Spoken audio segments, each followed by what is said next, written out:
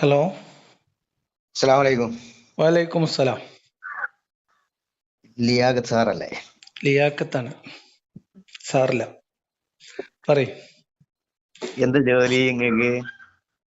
ഞാൻ അത്യാവശ്യം വീഡിയോ ഒക്കെ ചെയ്യുന്നുണ്ട്. പോരെ. ഞാനൊരു ബിസിനസ്സുകാരനാണ്.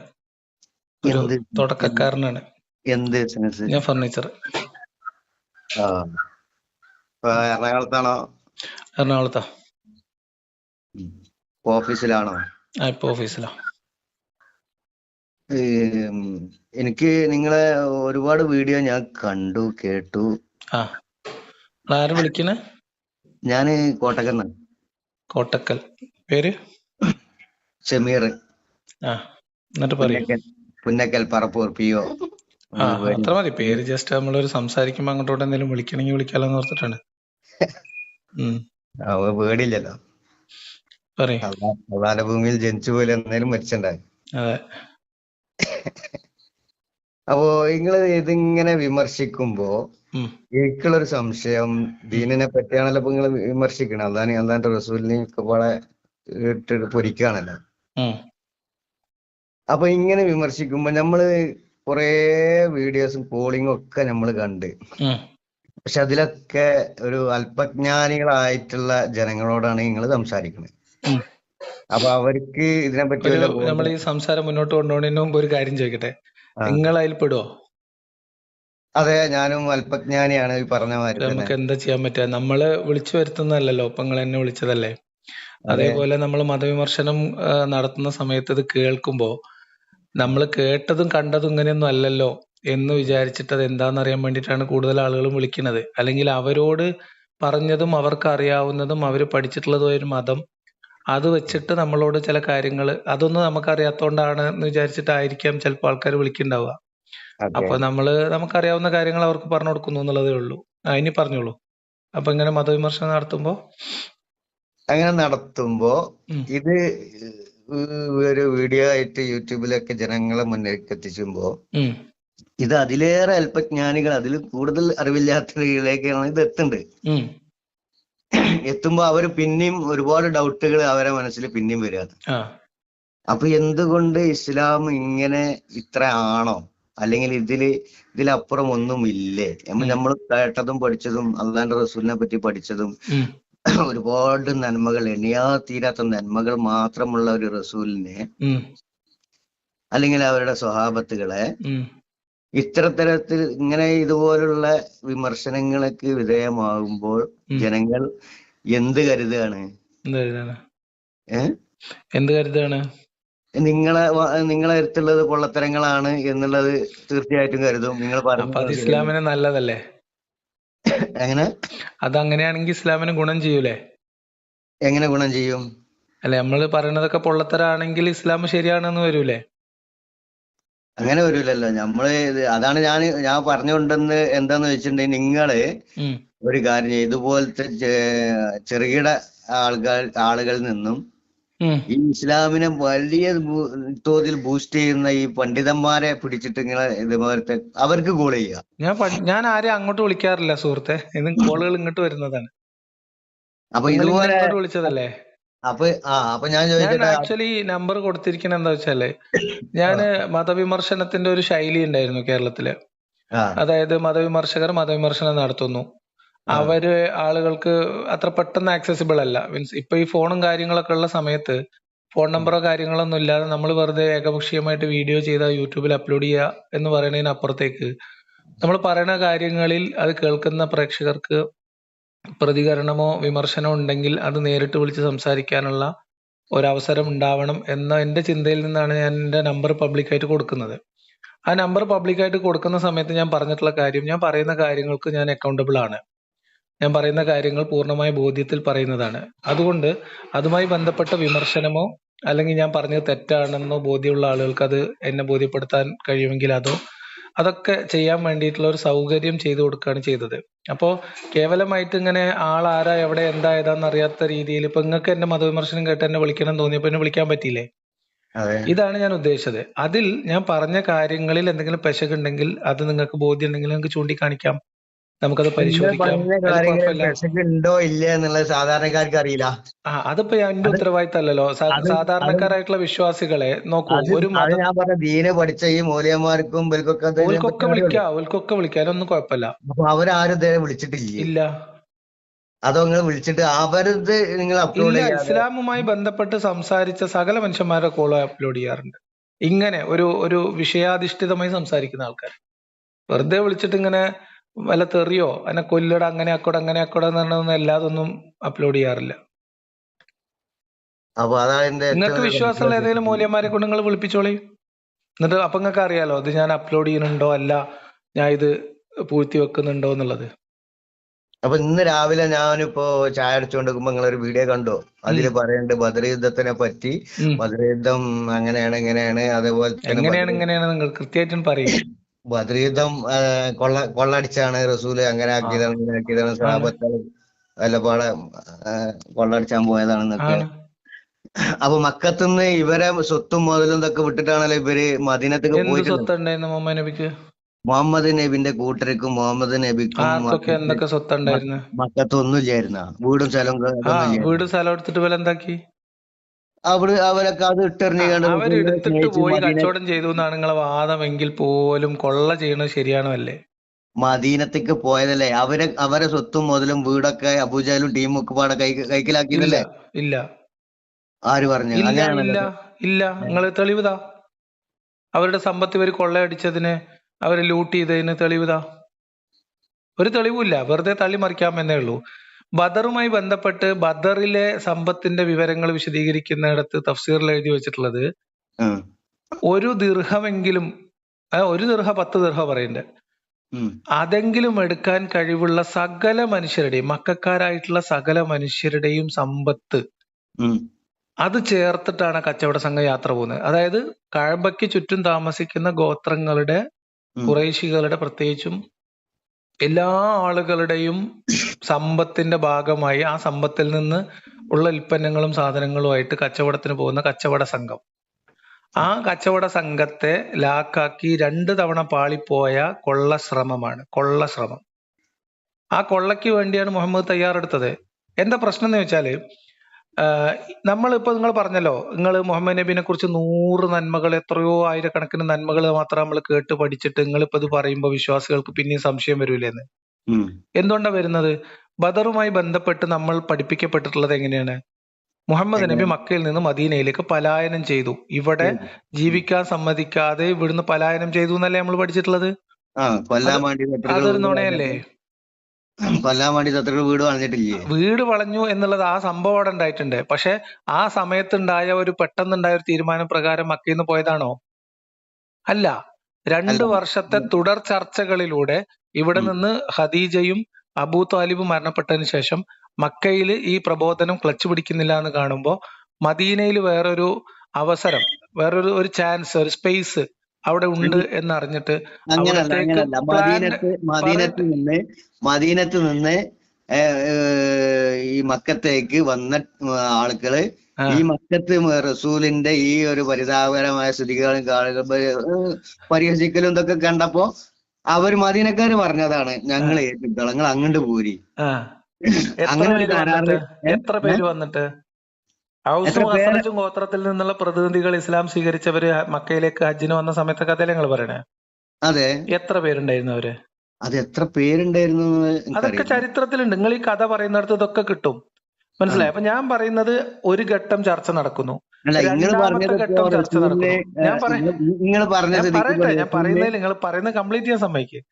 2 വർഷത്തെ തുടർ ചർച്ചകളുടെയും ഉടമ്പടികളുടെയും അടിസ്ഥാനത്തിലാണ് മുഹമ്മദ് മക്കയിൽ നിന്ന് മദീനയിലേക്ക് പോകാൻ തീരുമാനം എടുക്കുന്നത്. അല്ലേ? അത് നമ്മൾ ആരെങ്കിലും പഠിപ്പിക്കപ്പെടുന്നുണ്ടോ? ഇല്ല. നമ്മൾ ആകെ പറയുന്നത് വീട് വളഞ്ഞു, മണല് വാരി, യാസീൻ ഓതി, കണ്ണിലെറിഞ്ഞു, ഓടി, സൗർ ഗുഹയിൽ താമസിച്ചു, ചെലന്തി വല കെട്ടി, ഇതൊക്കെയല്ലേ നമ്മൾ പഠിപ്പിക്കപ്പെട്ടിട്ടുള്ളത്. അങ്ങനെ അവിടെ ചെന്ന് അവിടെയും ജീവിക്കാൻ സമ്മതിക്കാതെ മുഹമ്മദ് നബിയെ കൊല്ലാൻ വേണ്ടി മക്കയിൽ നിന്ന് അബൂജഹലും കൂട്ടരും പടപ്പുറപ്പാട് നടത്തി നബിയെ കൊല്ലാൻ വേണ്ടി വന്നു. ഇതല്ലേ കഥ? അല്ലേ? ഇത് നുണയല്ലേ? അതെങ്ങനെ നുണയാവും? എന്നാ പറയാ, എങ്ങനെ? എന്താ ബദർ? ബദർ എന്താണ്? എങ്ങനെയാ ബദർ ഉണ്ടാവുന്നത്? മക്കയിൽ അതന്നെ ജീവിക്കാൻ മുഹമ്മദ് മക്കയിൽ ജീവിക്കാൻ സമ്മതിക്കൂല എന്ന് പറഞ്ഞിട്ട് വരും മക്കളെ നമുക്ക് മുഹമ്മദ് നബിനെ പോയി കൊല്ലാം എന്ന് പറഞ്ഞിട്ട് അബൂജഹലും കൂട്ടരും വെറുതെ പിന്നെ പടപ്പുറപ്പാട് നടത്തിയതാ. അല്ലല്ല, ഞാൻ പറഞ്ഞല്ലോ, മക്കത്ത് ഈ റസൂലിന്റെ ഈ ഗതികേട് കണ്ടിട്ട് മദീനക്കാര് അങ്ങോട്ട് പോരുന്ന 2-3 വട്ടം ക്ഷണിച്ച്, അങ്ങനെയാണ് റസൂല് മദീനത്തേക്ക് പോകാനുള്ള തീരുമാനമാകുന്നുണ്ട്. വീട് വളഞ്ഞപ്പോ, കൊല്ലാൻ വേണ്ടി വീട് വളഞ്ഞപ്പോ ഉം. അബൂബക്കർ സിദ്ദീഖിനെയും കൂട്ടിയിട്ട് മദീനയ്ക്ക് പാലാന്റെ അല്ല, ഓർഡർ. ഇവര് വീട് വളയും എന്ന് മുൻകൂട്ടി അറിഞ്ഞിട്ടാണോ മുഹമ്മദ് നബി പിന്നെ ഇങ്ങനെ എന്താ പറയാ 2 കൊല്ലം തുടർ ചർച്ചകളും ഉടമ്പടികളൊക്കെ ഉണ്ടാവുന്നത്? നിങ്ങൾ അക്കബ ഉടമ്പടി വായിച്ചിട്ടുണ്ടോ? വായിച്ചിട്ടില്ല. അക്കബ ഉടമ്പടി 1ഉം 2ഉം ഉണ്ട്, നെറ്റിൽ കിട്ടും. ഉം. പിന്നെ നൂറുൽ യഖീനോ വാങ്ങി വായിച്ചാൽ അതിനകത്ത് അതിന്റെ പൂർണ്ണ രൂപമുണ്ട്. ഉം. അപ്പൊ ഇതിലൊക്കെ വളരെ ലളിതമായിട്ട് എഴുതി വെച്ച ചരിത്രമാണ്. അക്കബ ഉടമ്പടിയുടെ സമയത്ത് മുഹമ്മദ് നബിക്ക് മക്കാരുടെ പ്രതിനിധിയായിട്ട് മുഹമ്മദിന് വേണ്ടി മദീനക്കാരോട് സന്ധി പറയുന്ന സംസാരിക്കുന്ന ആളുണ്ട്. ഉം. ആ ആള് വിശ്വാസിയല്ല. അബ്ബാസോ? അബ്ബാസ് ആണോ ഹംസയാണോ എനിക്ക് ഓർമ്മ. അബ്ബാസ് ആണ് എന്റെ ഓർമ്മ. അബ്ബാസ്. ആ ഹംസ മക്കയിൽ തന്നെ മുസ്ലിം ആയിക്കണല്ലോ. അപ്പൊ അബ്ബാസ് മുസ്ലിം ആയിക്കൊണ്ട് തന്നെ ബദർ യുദ്ധത്തിൽ പങ്കെടുത്തു എന്ന് റസൂൽ പറയണ്ടല്ലോ. ഞാൻ പറയട്ടെ, അന്ന് അബ്ബാസ് മുസ്ലിം അല്ലല്ലോ. അബ്ബാസിന് ഇസ്ലാം സ്വകാര്യമായിരുന്നു. കാരണം അബ്ബാസ് റളിയല്ലാഹു മദീനത്തേക്ക് പോകാൻ പറ്റില്ല. കാരണം കുറച്ച് കടം കാര്യങ്ങളൊക്കെ ഉള്ളതുകൊണ്ട് തന്നെ സ്വകാര്യമായിട്ട് മുസ്ലിമായിട്ട് ബദർ യുദ്ധത്തിൽ പങ്കെടുത്തോണ്ട്. അതുകൊണ്ട് റസൂൽ പറഞ്ഞിട്ടുണ്ട് സ്വഹാബത്തോട്, അബ്ബാസ് റളിയല്ലാഹു എവിടെ കാണുകയാണെങ്കിൽ വെട്ടരുത്, കൊല്ലരുത് എന്നൊക്കെ. എന്താ സമാധാനം. അപ്പൊ ആയിക്കോട്ടെ. അപ്പൊ എന്തായാലും ഈ അബ്ബാസ് അന്ന് ഖുറൈശികൾക്ക് വേണ്ടി അബ്ബാസ് മാത്രമല്ലല്ലോ ചർച്ചയ്ക്ക് വരുന്നത്. പിന്നെ അക്കബ ഉടമ്പടിയില് ഇവര്, ഞാൻ പറയട്ടെ, അക്കബ ഉടമ്പടി പ്രകാരം മക്കയില് ഇവിടെ ഞങ്ങൾ മുഹമ്മദിന്റെ ജീവൻ സംരക്ഷിക്കുന്നുണ്ട്, നിങ്ങളെ കൂടെ വന്നു കഴിഞ്ഞാല് നിങ്ങൾ ജീവൻ സംരക്ഷിക്കണം, ഉറപ്പുവരുത്തണം, സുരക്ഷിതത്വം ഉറപ്പുവരുത്തണം എന്ന് ഉടമ്പടിയിൽ പറയുന്നുണ്ടോ? ഉണ്ട്. അതിന്റെ അടിസ്ഥാനത്തിൽ പിന്നീട് പോകുന്നതിന് മുമ്പ് ഉണ്ടായിട്ടുള്ള സംഭവ വികാസങ്ങളാണ് നിങ്ങൾ ഈ പറയുന്ന കഥ. എന്ത് വീട് വളയുന്നതും ബാക്കി സാധനങ്ങളൊക്കെ. ഓക്കെ. ഇനി ഞാൻ ചോദിച്ച ചോദ്യം ഇത്രയേ ഉള്ളൂ. ഇങ്ങനെ മക്കയിൽ നിന്ന് മദീനയിലേക്ക് പോയ മുഹമ്മദ് നബി അവിടെ മദീനയിൽ മുഹമ്മദ് ജീവിക്കാൻ പാടില്ല എന്ന ഉദ്ദേശത്തിൽ മുഹമ്മദ് നബിനെ കൊല്ലാൻ വേണ്ടി അബൂജഹൽ പടപ്പുറപ്പാട് നടത്തിയതാണോ ബദർ? ഇതാണ് ചോദ്യം. തീർച്ചയായിട്ടും ഇവര് ഇട്ടേച്ചു പോയ വീടും ഞാൻ ചോദിച്ച ചോദ്യത്തിനല്ല നിങ്ങൾ മറുപടി പറയണ്ടേ. ബദർ യുദ്ധം നടക്കാനുള്ള നിങ്ങൾ പറയുന്നത് കൊള്ള ചെയ്യാൻ വേണ്ടി ഇവർ തയ്യാറാവുന്നതിന്റെ കാരണമാണ്.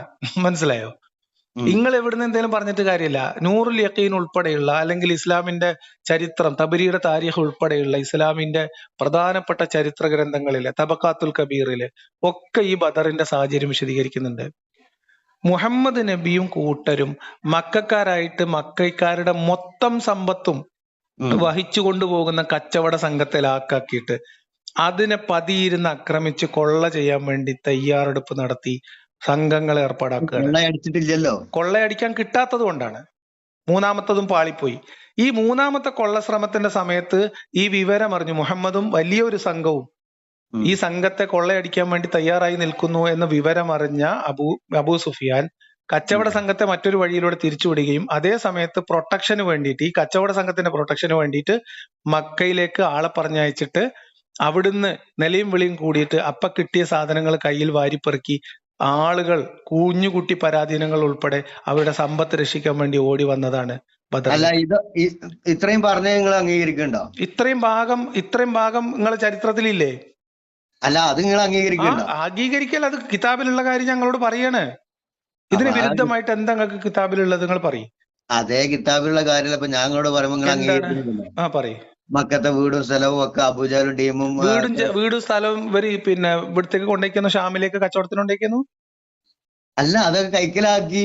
എന്തു സുഹൃത്തെ, മക്കയിൽ നിന്ന് മദീനയിലേക്ക് ചെന്നതിന് ശേഷം മുഹമ്മദ് അവിടെ ഉണ്ടായിരുന്ന ആളുകൾ, അവരുടെ സമ്പത്ത് ഒക്കെ പിന്നീട് ഇങ്ങോട്ട് കൊണ്ടുവരുന്നില്ലേ? നിങ്ങൾ ആരോടതൊക്കെ പറയുന്നത്? ആരായിരുന്നു അതിൽ ധനാഢ്യന്മാര്? അബൂബക്കർ ഉസ്മാനും അല്ലേ? വേറെ ആരുണ്ടെന്ന്? എത്ര പേരുണ്ടായിരുന്നു മക്കത്ത് മദീനക്ക് ഹിജ്റ പോയാല്? എന്താ നിങ്ങളത് കണക്ക്? എന്താ സമ്പത്തിന്റെ കണക്ക്? ബദറിലുണ്ടായിരുന്ന ആളുകളുടെ കണക്ക് എങ്ങനെ? ബദറിലെ സ്വത്തിന്റെ കണക്ക് എത്ര? ഇത് ഖുർആൻ പറയുന്നുണ്ട്. ഒന്നുകിൽ നിങ്ങൾക്ക് സമ്പത്ത് കിട്ടും, അല്ലെങ്കിൽ നിങ്ങൾക്ക് സ്വർഗം കിട്ടും. യുദ്ധസംഘം കിട്ടും, സ്വർഗം കിട്ടുന്നല്ല. ഒന്നുകിലാ നിങ്ങള് യുദ്ധസംഘത്തിനെ നേരിടും, അല്ലെങ്കിൽ ഞങ്ങൾക്ക് സമ്പത്ത് കിട്ടും. സമ്പത്ത് കിട്ടും എന്നതിന്റെ അങ്ങനെ അർത്ഥം യുദ്ധസംഘത്തിനെ നേരിടുന്ന എന്തിനാ? അതിൽ പോയി മരിച്ച എന്താ കിട്ടുക?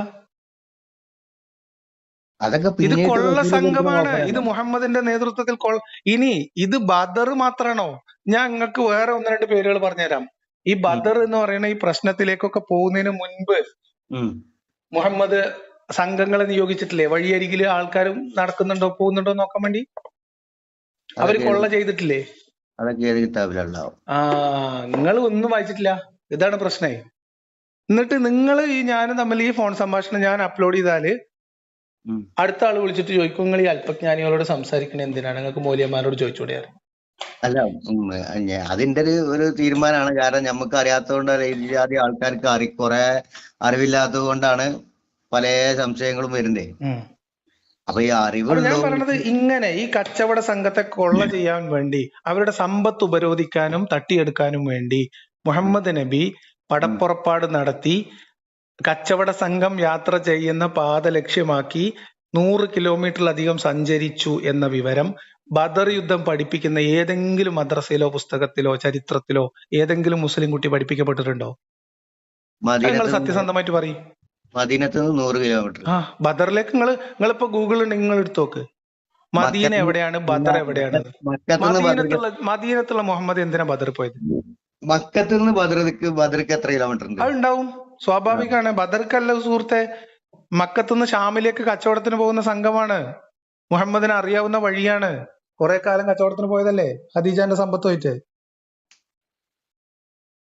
നിങ്ങൾ പഠിച്ചു നോക്ക്. ഇതിപ്പോ കേൾക്കുന്ന ആൾക്കാർക്കൊക്കെ നോക്കാമല്ലോ. ഷാമിലേക്ക് മക്കയിൽ നിന്ന് സ്ഥിരമായിട്ട് കച്ചവട സംഘങ്ങൾ പോകുന്ന സമുദ്രാതിർത്തി വഴിയുള്ള വഴി, തീരദേശ പാത. ആ തീരദേശ പാതയിലേക്ക് മദീനയിൽ നിന്ന് മുഹമ്മദ് 100-300 ആളെയും കൂട്ടി സർവായുധ സന്നാഹം കൊണ്ട് എന്തിനാ പോയത്? അബൂ സുഫിയാന്റെ കച്ചവട സംഘം രക്ഷപ്പെട്ടു. മക്കത്ത് വന്നിട്ട് പറയണ്ട, കച്ചവട സംഘം രക്ഷപ്പെട്ട കഥ വേറെ. ഞാൻ ചോദിക്കുന്നത് മുഹമ്മദ് എന്തിനാ അങ്ങോട്ട് പോയി? ഇതാണ് ചോദ്യം. ഇനി നിങ്ങൾ അങ്ങോട്ട് പോകണ്ട, ഞങ്ങൾ ഇവിടെ സുരക്ഷിതാണ് എന്ന് അബൂജഹലിന് വിവരം കിട്ടുന്നുണ്ട്. എന്നിട്ടും മുന്നോട്ട് വെച്ച കാല് പിന്നോട്ട് വെക്കൂല എന്നുള്ള അഹങ്കാരത്തോട്. ഞാൻ നിങ്ങളോട് ഒരു ഉദാഹരണം ചോദിക്കാം. നിങ്ങളെ കുട്ടികള് 2 പെൺകുട്ടികള് എല്ലാ ദിവസവും സ്കൂളിൽ പോകുന്ന സ്ഥലത്ത് അവരെ പിടിച്ചക്രമിക്കാൻ വേണ്ടി പതിയിരിക്കുന്ന 2 അക്രമികൾ ഉണ്ട് എന്ന് വിചാരിച്ചോ. അപ്പോ നിങ്ങളെ കുട്ടികള് അപ്പുറത്തെ സൈഡിൽ കൂടി രക്ഷപ്പെട്ടിട്ട് ഇപ്പാനെ വിളിച്ചിട്ട് പറഞ്ഞു, ഇപ്പൊ നിങ്ങൾ അങ്ങോട്ട് പോകണ്ട, കുഴപ്പമില്ല, ഞങ്ങളിപ്പോ തൽക്കാലം രക്ഷപ്പെട്ടുകണു എന്ന് പറഞ്ഞാൽ എന്നാ പിന്നെ വീട്ടിൽ പോവാറ്, നിങ്ങൾ തിരിച്ചു പോകും നിങ്ങളെ കുട്ടികളെ ആക്രമിക്കാൻ നിൽക്കുന്നവരെ വെറുതെ വിട്ടിട്ട്. കാരണം നാളെയും ഈ കുട്ടികൾക്ക് ആ സ്കൂളിൽ ആ വഴി പോണ്ടേ. വഴിയിൽ കൊള്ള സംഘം പതിയിരിക്കുന്നത് പതിവാക്കിയാൽ കൊള്ള സംഘത്തെ നേരിടുക എന്ന് പറയുന്നത് ആ വഴി ഉപയോഗിക്കുന്നവന്റെ അവകാശമാണ് സുഹൃത്തെ.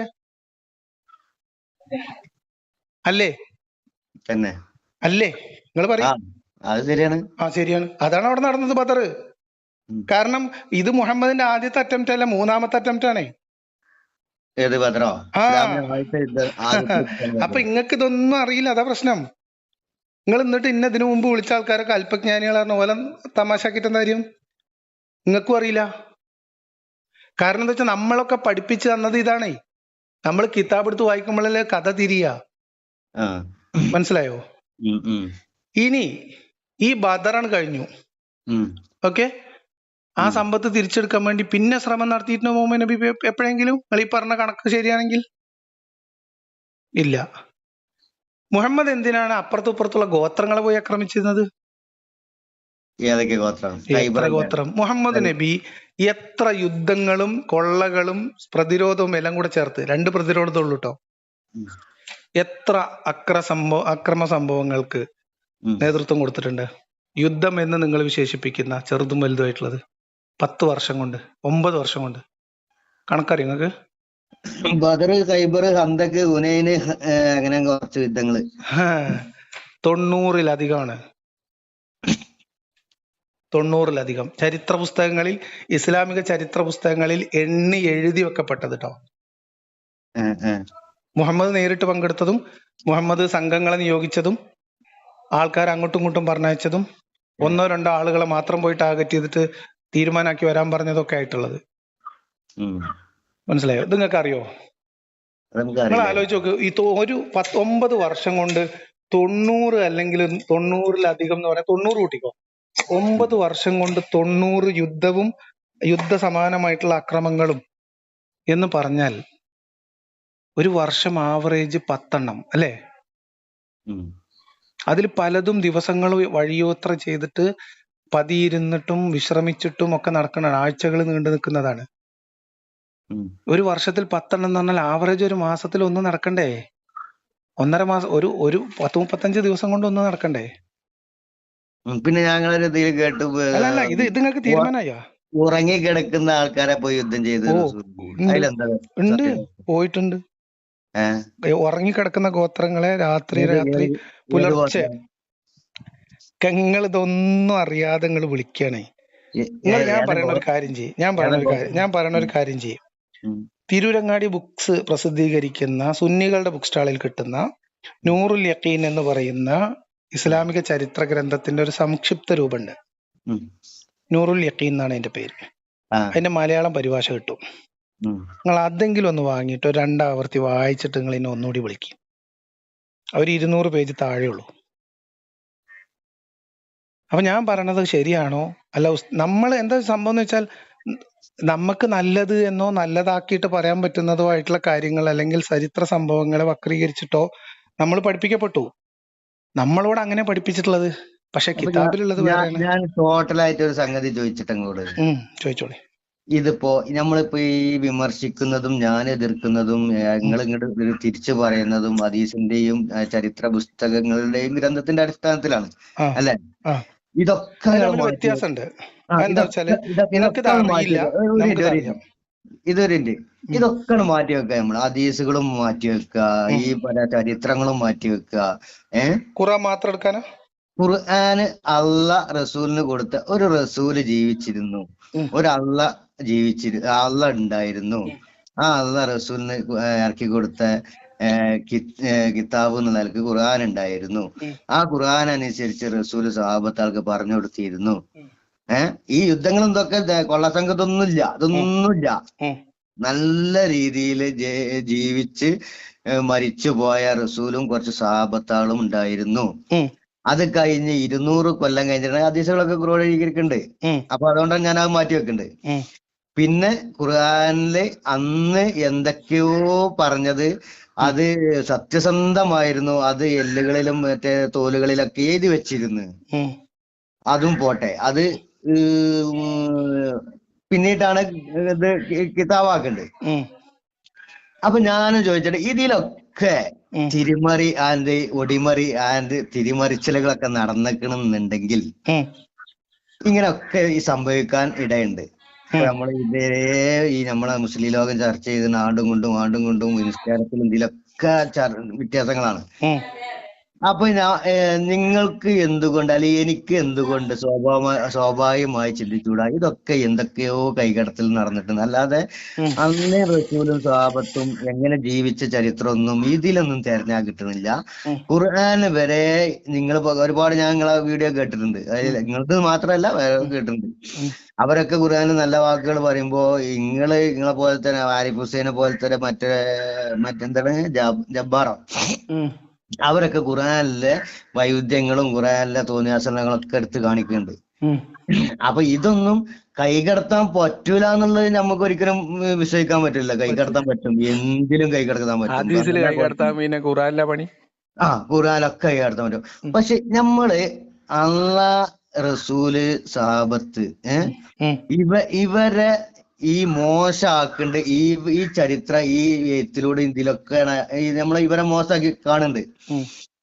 അപ്പൊ ഇതൊന്നും ഇല്ലാത്ത ഒരു അള്ളാഹു റസൂലും ഒരു സഹാബത്തും എങ്ങനെയായിരുന്നു ജീവിച്ച ആ ഒരു ദീനായിരുന്നു ദീൻ, ആ ഒരു ഇസ്ലാമായിരുന്നു ഇസ്ലാം. അങ്ങനെ നമുക്കൊന്ന് ചിന്തിച്ചൂടെ?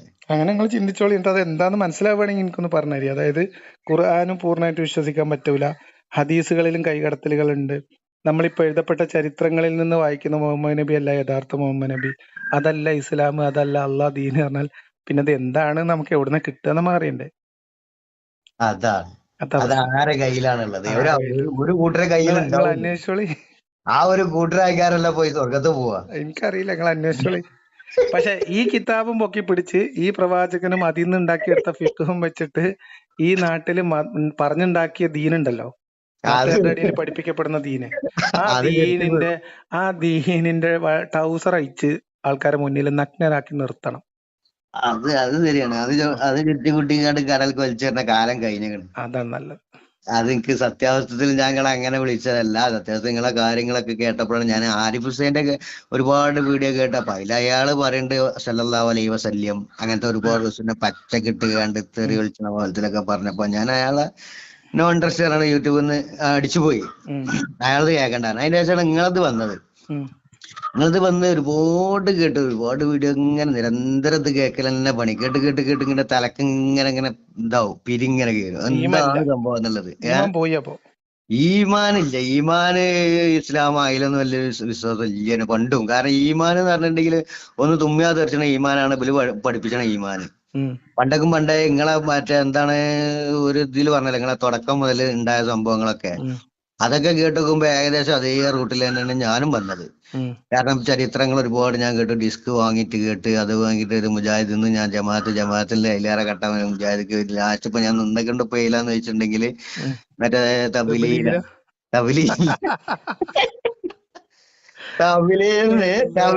നിൽക്കുമ്പോഴാണ് കഴിഞ്ഞ നോമ്പ് വരെ ഞാൻ നോമ്പൊന്നും എനിക്ക് അങ്ങനെ എടുക്കാനുള്ള ഇതില്ലേനും. കാരണം എന്തായാലും നോമ്പ് 10 കഴിഞ്ഞാൽ പൊട്ടും. പക്ഷെ തബ്ലീഗിനെ കുറിച്ച് തബ്ലീഗുകാര് പറയണത് എന്താ വെച്ചാല്, ഈമാൻ നഷ്ടപ്പെട്ടു പോയവരെയും അതേമാതിരി വിശ്വാസത്തിൽ ജീവിക്കുന്ന കാലത്ത് പോലും ലുലുമ് പ്രവർത്തിക്കുന്നവരെയും നല്ല കുട്ടികളാക്കുന്ന ഒരു വലിയ പദ്ധതിയായിട്ടാണ് തബ്ലീഗ് അറിയപ്പെടുന്നത്. നിങ്ങൾ തബ്ലീഗിന്ന് പയച്ചു പോയി എന്നൊക്കെ പറഞ്ഞാൽ തബ്ലീഗുകാർ ഇത് എങ്ങനെ സഹിക്കും? തബിലിന്ന് പയച്ചു പോയിട്ടില്ല. തബിലിയിലാണ് ഇപ്പൊ ഉള്ളത്. ഈ തബിലിയിൽ നിന്നുകൊണ്ടാണ് ഇപ്പൊ ഒരുപാട് സംശയങ്ങൾ വന്നത്. നിങ്ങളെ വീഡിയോ കേട്ടപ്പോ അത് തബിലിയിൽ നിന്ന് പള്ളിയിൽ നിന്ന് തന്നെ ഞാൻ ഒരുപാട് സംശയം. കാരണം മലക്കുകളുടെ നേതാവാണ് ഇബ്ലീസ് എന്ന് പറഞ്ഞ കണ്ട് ഉസ്താദ് അന്ന് കുത്തുബിയിൽ പറഞ്ഞപ്പോ അപ്പൊ ഞാൻ അപ്പൊ തന്നെ സലാം ചൊല്ലിക്കാണ് പുരസ്കാരം ജുമായൊക്കെ കഴിഞ്ഞപ്പോ മൂലര് വന്നപ്പോ തന്നെ സലാം ചൊല്ലി മൂലരോട് ഞാൻ ചോദിച്ചു, മലക്കുകളുടെ ഉസ്താദ് എങ്ങനെ ഇബ്ലീസ് ആകുക ഉസ്താദ്? ജിന്നുകളുടെ നേതാവല്ലേ ഇബ്ലീസ്? അങ്ങനെയാണല്ലോ ഞാൻ അത്രയും കാലം പഠിച്ചുകൊണ്ട് വന്നത്. അല്ലല്ല, മലക്കുകളുടെ നേതാവാണ്. അള്ളാഹ് ദർജ ഉയർത്തി കൊണ്ടുപോയതാണ് ജിന്നുകളുടെ കൂട്ടത്തിന്ന്. ആരാണ് ഈ അള്ളാന്ന് ആലോചിക്കണം. ത്രികാലജ്ഞാനിയാണ്, അള്ളാഹ്ക്ക് അറിയാത്ത ഒന്നുമില്ല. അപ്പൊ ഈ ചങ്ങാതി നാളെ ഒരു കാര്യം പറഞ്ഞ അനുസരണക്കേട് കാണിക്കുമെന്ന് അള്ളാഹ്ക്ക് നേരത്തെ അറിയാം. എന്നിട്ട് ആ ചങ്ങായിനെ ജിന്നുകളുടെ ഇടയിൽ നിന്ന് പിടിച്ചോണ്ടായി മലക്കുകളെ ഉസ്താദാക്കി, ആ മലക്കുകളെ ഫസാദാക്കി. അങ്ങനെയാണല്ലേ? ദർജ ഉയർത്തി കൊണ്ടുവരുന്നതാണ് ഞാൻ പഠിച്ചിട്ടുള്ളത്. ഇത് എന്നിട്ട് ഉസ്താദിനോട് അപ്പോഴും പറഞ്ഞു മലക്കുള്ള ഉസ്താദാണ്, മലക്കുള്ള പറഞ്ഞപ്പോ പിന്നെ ഉസ്താദ് വേറെ ആളെ ഈ ജിന്നാണ് ഇപ്പൊ അവിടെ ഉള്ളത് വിചാരിച്ചോ. ഫസജദു ഇല്ല ഇബ്ലീസ് എന്ന് പറഞ്ഞാല് ആ മലക്കുകളോട് സുജൂദ് ചെയ്യാൻ പറഞ്ഞു. അപ്പം ഇബ്ലീസ് അല്ലാത്തവരൊക്കെ സുജൂദ് ചെയ്തു എന്ന് പറഞ്ഞാൽ അപ്പൊ ഇബ്ലീസ് അനുസരണക്കേട് കാണിച്ചിട്ടില്ലല്ലോ, ഇയാൾ ജിന്നല്ലേ. മലക്കുകളോടല്ലേ സുജൂദ് ചെയ്യാൻ പറഞ്ഞത് അല്ലേ? അതെ. അപ്പൊ പിന്നെ ഇബ്ലീസ് സുജൂദ് ചെയ്യണ്ടല്ലോ, അയാൾ ജിന്നല്ലേ, അയാൾക്കറിയില്ല. ഇപ്പൊ നമ്മൾ കുറച്ച് മനുഷ്യന്മാരും കുറെ പോത്തുകളുണ്ട് വിചാരിക്കുക. പോത്തുകളൊക്കെ കുത്തിരിക്കുന്ന പറഞ്ഞാൽ മനുഷ്യന്മാര് കുത്തിരിക്കുവോ? അപ്പൊ ഇതേപോലെയല്ലേ ഇപ്പൊ അവിടെ സംഭവിച്ചിട്ടുണ്ടാവുക. മലക്കുകളെ നിങ്ങൾ സുജൂദ് ചെയ്യുന്നു പറഞ്ഞു, മലക്കുകളൊക്കെ സുജൂദ് ചെയ്തു. അപ്പൊ ഇബ്ലീസ് സുജൂദ് ചെയ്തില്ല. പിന്നെ അതിന്റെ മുകളിലേക്ക് ഡയലോഗ് ഉണ്ട്, എന്താണ് അഹങ്കാരാണ് ഒക്കെ പറഞ്ഞാ മതി. ഇബ്ലീസിനും ഇങ്ങനെ പറഞ്ഞാൽ മതി. അല്ല നിങ്ങൾ മലക്കോടല്ലേ പറഞ്ഞത്, ഞാൻ അങ്ങനെ കേട്ടത്. ജിന്നായി ഞാൻ സുജൂദ് ചെയ്യണോ എന്ന് ചോദിക്കാം, ഇജും ചെയ്യണം എന്നല്ല പറഞ്ഞത്. അതവിടെ ഒരു സംഭാഷണം, ഒരു കമ്മ്യൂണിക്കേഷൻ മിസ്റ്റേക്ക് ആണെങ്കിൽ 1 മിനിറ്റോടെ തീർക്കാവുന്ന ഒരു പ്രശ്നമായിരുന്നു. അതിനാണ് ലോകത്ത് ജനിച്ചു വീഴുന്ന സകല കുഞ്ഞുങ്ങളെയും നശിപ്പിക്കാനും പഴപ്പിക്കാനും ഇബ്ലീസിനെ അള്ള കയറൂരി വിട്ടുകണതേ. മനസ്സിലായി? അപ്പൊ അള്ളയിലെ ഏറ്റവും വലിയ ഇബ്ലീസ് എന്ന് ഒരു സാധാരണ വിശ്വാസിയുടെ മനസ്സിൽ ഇപ്പൊ തബ്ലീഗ് ജമാഅത്തിൽ നിൽക്കണ നിങ്ങൾക്ക് സംശയം തോന്നിയാൽ എങ്ങനെ കുറ്റം പറയാം? ഇതാണ് പ്രശ്നം. ഇത് ലോജിക്കലി കണക്ട് ആവണില്ല, അതാ പ്രശ്നം. ആയിക്കോട്ടെ. അപ്പൊ എന്തായാലും അപ്പൊ നിങ്ങൾ ഇനിയും വായിക്കുകയും പഠിക്കുകയും തബ്ലീഗ് തന്നെ നിൽക്കുകയും ഉസ്താദ്മാര് ചിലപ്പോ നല്ല അറിവുള്ള ആൾക്കാരൊക്കെ ഉണ്ടെങ്കിൽ എന്തെങ്കിലും ചിലപ്പോ പറഞ്ഞു തരാണെങ്കിലോ. ഈമാൻ എങ്ങാനും കിട്ടുകയാണെങ്കിൽ എനിക്ക് കൂടി തരും, കുറച്ച് പറഞ്ഞു തരുന്നുണ്ട്. നിങ്ങൾ എന്താക്കെ പറഞ്ഞ എനിക്ക് ഇങ്ങനത്തെ ഒരു വീഡിയോ കാണാൻ നല്ല താല്പര്യമുണ്ട്. എന്ത്? ഇതുപോലത്തെ ഇപ്പത്തെ വലിയ ഉസ്താദ്മാരുണ്ടല്ലോ, വീഡിയോ നമ്മൾ എടുത്ത് പൊരിക്കുന്നുണ്ട്. പിന്നെ സംവാദത്തിന് അങ്ങനെ ഓര് പറഞ്ഞത് ഇട്ടിട്ട് പൊരിച്ചിട്ട് കാര്യമില്ല, നേരിട്ട് വരണ്ടേ നിങ്ങൾ വിളിക്കുന്നുണ്ടാവില്ല. നിങ്ങൾ ഏതായാലും ഉസ്താദുമാരുടെ അടുത്ത് പറഞ്ഞിട്ട് ഈ ചങ്ങായിന്റെ അഹങ്കാരം തീർത്തു കൊടുക്കണം, നിങ്ങളൊന്ന് ഉസ്താദെ വിളിക്ക് എന്ന് പറഞ്ഞിട്ട് ഏതെങ്കിലും ഉസ്താദിനെ കൊണ്ട് വിളിപ്പിക്കുക, അപ്പൊ നമുക്ക് നോക്കാലോ. അങ്ങനെ വിളിക്കാൻ ഉസ്താദിനെ ഉസ്താദ്മാരെ കൊമ്പത്തേറ്റിട്ട് വിളിപ്പിക്ക്. അങ്ങനത്തെ ഉസ്താദന്മാരുടെ അടുത്തില്ല. എന്താ കാരണം ചെയ്യാ, നമ്മള് സ്വമേധയാ ഇപ്പൊ ഒരു ഉസ്താദ് എന്നെ വിളിച്ച് തലവെച്ചായിരുന്നു ഞാൻ വിചാരിക്കുന്നില്ല. അല്ല, അങ്ങനെ ഒരു ഞാൻ അങ്ങോട്ട് ഉസ്താദിന് വിളിച്ചാൽ എടുക്കൂല, ഫോൺ എടുത്താൽ സംസാരിക്കൂല. പണ്ട് അക്ബറിനെ വിളിച്ചിട്ട് അക്ബർ പറഞ്ഞു ഇങ്ങനത്തെ കാര്യങ്ങളൊന്നും ഞാൻ ഫോണിൽ സംസാരിക്കൂല. അങ്ങനെ പറഞ്ഞ ഏ. അയാളാ മറ്റേ റസൂല് കള്ളുടിച്ചതിനെ പറ്റി വിശദീകരിച്ച് അത് കൊളാക്കി. സൂര്യന്റെ ചൂട് തട്ടിച്ചിട്ട് മറച്ചു കൊടുക്കുന്നത് എന്തിനാന്ന് ചോദിച്ചപ്പോ സൂര്യന്റെ വെയില് തട്ടിച്ച് മറച്ചു കൊടുത്ത് അതിപ്പോ ഞാനും പോയി കുടിച്ചിട്ടുണ്ട്. എനിക്കത് കേട്ടപ്പോ കണ്ട് അത് ഇപ്പൊ മറ്റേ ബാസിലും കൂട്ടരും മറ്റേ ജൗനിന്റെ തോട്ടത്തിലേക്ക് പോയത് കല്യാണം കഴിഞ്ഞിട്ട് പോയതാണെന്ന് പറഞ്ഞിട്ട് ആദീസുകൾ മൊത്തം വലിച്ചു വാരിയിട്ട് ആകെ നാട്ടിച്ചില്ലേ. ഇവന്മാർക്ക് മിണ്ടാതിരുന്നാൽ തന്നെ ദീനിന് കുറച്ചുകൂടി ആയുസുണ്ടാവും ഞാൻ വിചാരിക്കുന്നത്. അപ്പൊ ആയിക്കോട്ടെ, എന്തായാലും നിങ്ങൾ ഇടക്ക് വിളിക്കുക, ഏതായാലും ഉസ്താദ്മാരെ കിട്ടുകയാണെങ്കിൽ വിളിപ്പിക്കുക. ഓക്കെ. ശരി.